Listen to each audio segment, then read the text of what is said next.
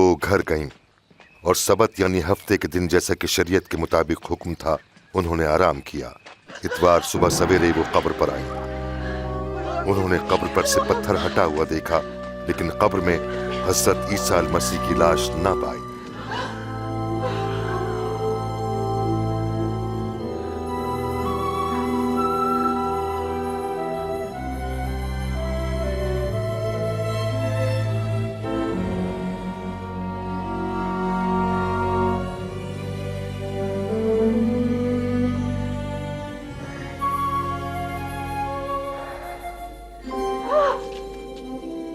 तुम जिंदा को मुर्दों में क्यों ढूंढती हो?